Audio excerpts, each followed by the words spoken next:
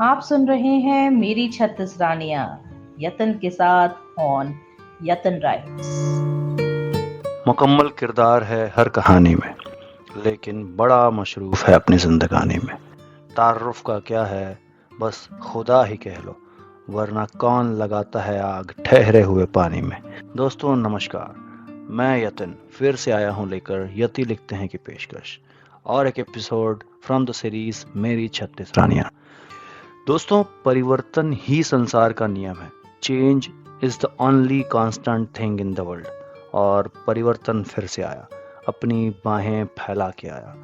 जैसा हमने पिछले एपिसोड में जाना कि श्रेया तो चली गई यूएसए अपनी जिंदगी बनाने। हम करते क्या, कुछ दिनों तक ईमेल रोज होते, फिर वो रोज के ईमेल हफ्ते में कन्वर्ट हुए, फिर महीनों में। फिर से एक बार इस शहर में तन्हा थे हम, ख्वाबों के बिखरने से हैरान थे हम। अब जिस ओर की हवा होगी हो लेंगे उधर को, इस कदर अपनी रूह से बेजां थे हम। अब अपन पूरी स्टूडेंट लाइफ जी रहे थे, यानी दिन भर कॉलेज के लेक्चर अटेंड करने के नाम पे बंक मारना, कैंटीन में टाइम पास करना, फिर शाम को यहाँ वहाँ लफंगों की तरह भटकना। हमारा सेमेस्टर शुरू होकर 2 महीने हो चुके थे। एज यूजुअल उस दिन पहले 2 क्लास मैंने बंक कर दिए थे और थर्ड पीरियड यानी मैथमेटिक्स के लेक्चर का मैं वेट कर रहा था। क्लासरूम के बाहर तीसरा लेक्चर अटेंड करने में मैं अपने दोस्तों के साथ खड़ा था, लेकिन आज इन सारे 10-12 लोगों में एक नया चेहरा भी हमारे साथ वेट कर रहा था। मैंने सैम को इशारे में पूछा, कौन है भैया? सैम यानी शेखर आत्माराम मराठे। उसने टिपिकल अंदाज में जवाब दिया, don't know man, even I am singer for the first time. अब हुआ यूं कि ये नया चेहरा कौन है? सैम को भी उतने ही कीड़े जितने मुझे जानना बहुत जरूरी था कि ये नया कौन है। देखो दोस्तों, इश्क और जंग में अक्सर जीत उसी की होती है जो पहला वार करे और जोरदार करे, भरपूर करे। अब क्लास स्टार्ट हुई और क्या कभी मैथ समझ आया था जो आज आएगा? तो मैं कोशिश भी नहीं कर रहा था। मेरा फोकस मैथ से ज्यादा इस बात पे कि क्लास कब खत्म होगी और इंट्रोडक्शन कब करूंगा। वो 40 मिनट का लेक्चर मानो साल लग रहा था। इन 40 मिनट में मैंने अपने आप को बिजी रखने की भरपूर कोशिश की, जैसे कुछ डूडलिंग किया थोड़े पेपर्स पे, फिर थोड़ी देर चौक के टुकड़े करके यहाँ वहाँ फेंका, फिर कभी कागज की गोली बना के किसी के सर पे मारा, वगैरह वगैरह प्रकार के सेल्फ डेवलपमेंट के काम किए। मैं क्लास खत्म होने का वेट कर रहा था और जैसा कि आपको पहले एपिसोड में मैंने बताया था कि लड़कियों की स्पीड क्लास के बाद गायब होने में कोई मैच नहीं कर सकता बॉस। वो स्टेयर केस में जाते जाते उसके पीछे गया। किसके? अरे उसी नए चेहरे के भाई। और ऐसा प्रिटेंड किया जैसे मैं उसको पहचान रहा हूँ। बड़ी नॉर्मल एंड कॉन्फिडेंट सी टोन में मैंने बोला, हे नताशा, हाउज योर भाई? उसने मेरी तरफ एक क्वेश्चन मार्क की नजर से देखा। तभी मैं फिर से बोला, भाई कैसा है? यस भाई इज फाइन, बट आप? अरे मैं यतिन, भाई ने बताया नहीं। यू नताशा ना, राइट? ना, आई एम नॉट नताशा। फिर उसने आंसर देने में कोई खास इंटरेस्ट नहीं दिखाया। नताशा नहीं? नहीं बाबा, आई एम प्रीतू। मैंने बोला, भाई का नाम नहीं पूछा? आपका? बोली, हाँ बाबा, आई एम प्रीतू। बट तुम्हें मेरे भाई का नाम नहीं पता? आपने तो कहा आप उसके फ्रेंड हो। नहीं, भाई का नाम मालूम है, बट आई गेस वो शायद आपका भाई नहीं है। वो क्या है ना, मेरे फ्रेंड की एक सिस्टर ने भी यहाँ पे एडमिशन लिया है, तो मुझे लगा शायद वो आप हो। मैं उससे मिला नहीं हूँ, उसकी सिस्टर से, तो मुझे लगा शायद वो आप ही हो। थोड़ी देर यहाँ वहाँ की बात करते करते, बड़बड़ करते उसके साथ थोड़ी दूर तक चलता रहा। एंड सडनली शी सेड, चलो बाय, टेक केयर। अरे you stay in this building? अरे नहीं बाबा, मेरे घर जाने के लिए यहाँ से ही ऑटो मिलेगा। ऑटो स्टैंड है ये। ऑटो स्टैंड है ये? नहीं, कभी ऑटो नहीं देखा यहाँ पे। आएगा अभी, देख लेना आप। एंड वो ऑटो में बैठ के अपने घर चली गई। अब ये तो हुआ फर्स्ट डे का इंट्रोडक्शन। अब इसके बाद रोज बातचीत होगी, हाय हेलो होगा, बात कुछ और आगे बढ़ेगी, लेकिन ना, ऐसा कुछ भी नहीं हुआ। इनफैक्ट इसके बाद मैं उसको छोड़कर क्लास की सारी लड़कियों से बात करता, यानी कि इग्नोर करता था इसे। एक दिन क्लास की सारी यानी 5-6 लड़कियां और कुछ दूसरे क्लास की भी होंगी शायद, वो सारी एक साथ यानी द गर्ल गैंग कॉलेज के गेट पे मिल गई।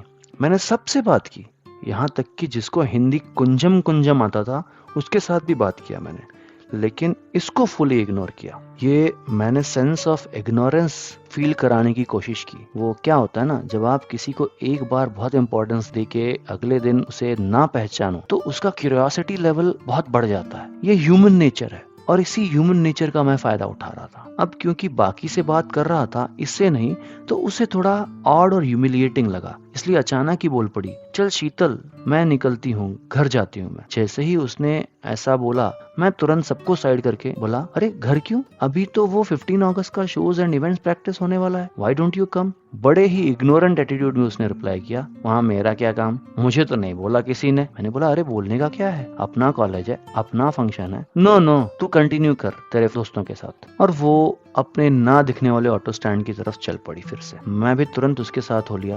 अरे इफ यू हैव टाइम तो सामने वो स्वानंद रेस्टोरेंट का sandwich is very good and tasty.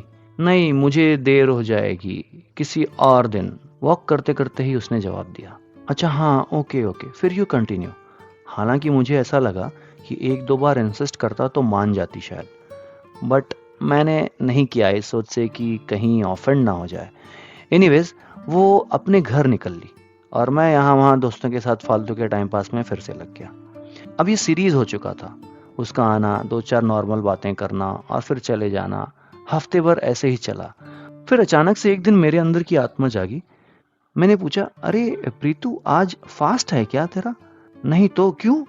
अब इतना तो फ्रेंडली हो चुका था उससे एक हफ्ते में कि ऐसे डायरेक्ट क्वेश्चन पूछ सकता था मैं। नहीं कुछ नहीं, वो स्वानंद रेस्टोरेंट में सैंडविच एकदम कड़क बनाता है यार। शी वाज लाइक, कड़क सैंडविच है या टोस्ट? मेरी टांग खिंचाई करने के मूड से बोला उसने। लेकिन वो मुझे रोस्ट करे इसके पहले ही आई सेड, हाँ रे बाबा, वो जो दो ब्रेड के बीच में बटाटा बिटाटा डाल के खाते हैं ना, उसके ऊपर केचप लगा के, वही। वो और मेरे दोस्त मुझ पे इतने जोर से हंसे। यतिन तू बचपन से ही ऐसा है या अभी बिगड़ा है? अभी पता चल गया ना, तो चल। थोड़ी देर हमने साथ बिताया। इसी बहाने से बातों बातों में आई आस्क्ड हर कि what you wearing on function. नहीं ऐसा कुछ डिसाइड नहीं किया है, वैसे तेरे पे रेड कलर बहुत सूट करेगा। हाँ तूने कब देखा? नहीं नहीं बस इमेजिन किया। और ये बात आई गई हो गई। दोस्तों ये जो लड़कियां हैं स्टडीज में आमतौर में लड़कों से काफ़ी बेटर होती हैं, क्योंकि कितना भी डिस्ट्रैक्शन हो, औरत जिस बात पे फोकस करना चाहे वो कर ही लेती है, फिर किसी का बाप भी उसको डाइवर्ट नहीं कर सकता।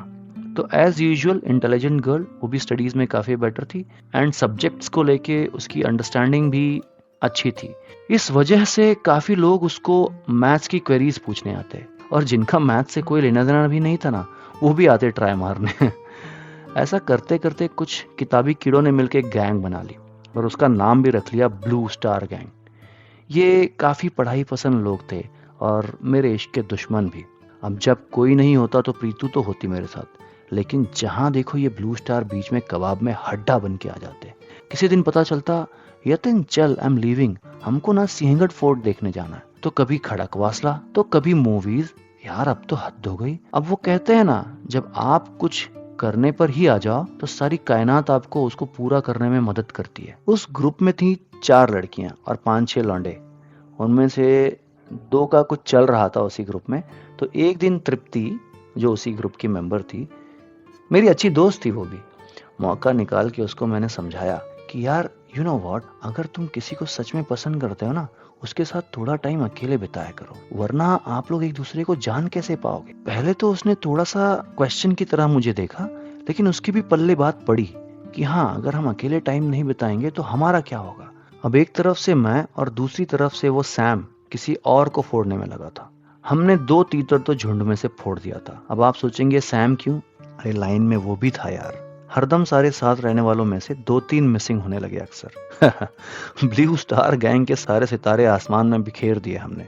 अब उस हर स्टार का अपना अपना अलग आसमान था। खैर अब कोई दिक्कत नहीं थी मेरे हिसाब से, क्योंकि सैम को तो मैंने कभी कंपटीशन समझा ही नहीं था। लेकिन दिक्कत थी, लंबी वाली दिक्कत थी, इस वजह से ये सैम भी हाथ छुड़ा के थोड़ा दूर हो गया। और वो दिक्कत थी इसका पढ़ाई में इंटरेस्ट ज्यादा होना। अब हमारा तो पढ़ने में कोई खास इंटरेस्ट था नहीं, तो हम क्यों मैथ सीखने लगे इससे। लेकिन इस वजह से मुझे बड़ी परेशानी होने लगी। ना जेलसी नहीं, इनफैक्ट जब भी हम साथ होते तो किसी न किसी पनौतियों को मैथ्स का डाउट आ जाता। अब ऐसे में सबसे ज्यादा जो चिपकता था वो था जीशान। ये बंदा तो मैथ्स के नाम पे मेरी नैया डुबोने पे लगा हुआ था। एक दिन तो हद हो गई।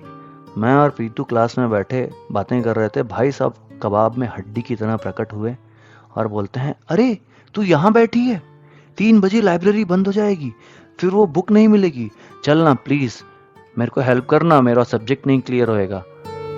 और मैडम को देखो, अरे हाँ यतिन, तू थोड़ा रुकना, मैं आती हूँ, बोल के निकल गई। मैडम आधा घंटा पौना घंटा मैं वेट करता रहा। वेट करने के बाद जब लाइब्रेरी में जाके देखता हूँ तो मैडम भाई साहब को मैथ सॉल्व करके सिखा रही थी। अब अपना हिसाब सीधा है फिदा तो हाथ मिला, वरना अपनी हस्ती में खाक मिला।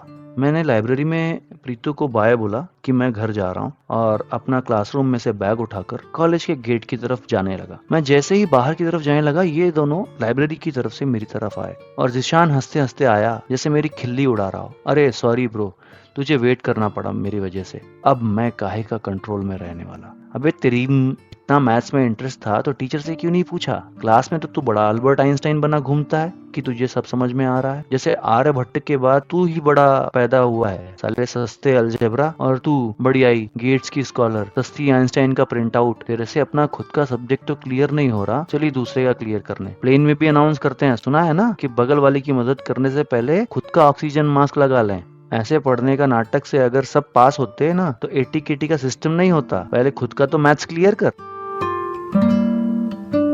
दोस्तों, मैंने 2 उभरते हुए मैथमेटिशियन की जड़ें हिला दी। जिशान तो बेशरम था, लेकिन प्रीतु का ईगो काफी हर्ट हुआ, और उससे ज्यादा हर्ट उसको इस बात का हुआ कि मुझे बुरा लगा। बस यही फीलिंग्स अगर आपके लिए किसी के भी मन में हो तो बस फिर क्या बात है। ये सब कुछ करके मैं अपने मेस में आकर अपना लंच लेके बैठा था दोस्तों के साथ कि एक फ्रेंड ने आके बोला, बाहर तुझे कुछ लोग ढूंढ रहे हैं। हाँ तो ढूंढने देना यतिन, कुछ लोग हैं बाहर तुझे बुला रहे हैं, उसने फिर से कहा। मैंने पूछा भी कि कौन है, तो बोला क्या मालूम, कोई तो लड़का है। हाँ तो आने बोलना, बॉयज मेस है, उसके बाप का नौकर थोड़ी हूँ कि खाना छोड़ के जाऊंगा। तभी एक अलग किस्म की आवाज आई, हे यतिन, और पूरी मेस की आंखें पलट गई आवाज सुन के। मैंने आपको बताया था ना बॉयज मेस है, तो सब लफड़ेबाज थे और सारे एक साथ पलटे और सामने वाले को देखकर काफी हैरान भी थे। अब मेरी कहानी में एक इंटरेस्टिंग किस्सा और जुड़ने जा रहा था। किसकी आवाज थी वो? क्या वो वही ग्रुप के लड़के तो नहीं थे जिनसे पिछले हफ्ते हमारी तूतू मैमे हुई थी? या कहीं लाइब्रेरी में जोर से बात किया उसका डिसिप्लिनरी एक्शन तो नहीं हो गया मेरे पे, इसलिए तो शायद नहीं बुला रहे। ये जानने के लिए जुड़े रहिए मेरे यानी यतिन के साथ मेरी 36 रानियां बाय यतिन राइट्स। हाँ, अगली कहानी के लिए मेरे चैनल को सब्सक्राइब करना ना भूलें, ताकि जैसे ही मेरी नई रानी की एंट्री हो आप तक खबर जरूर पहुंचे। धन्यवाद दोस्तों।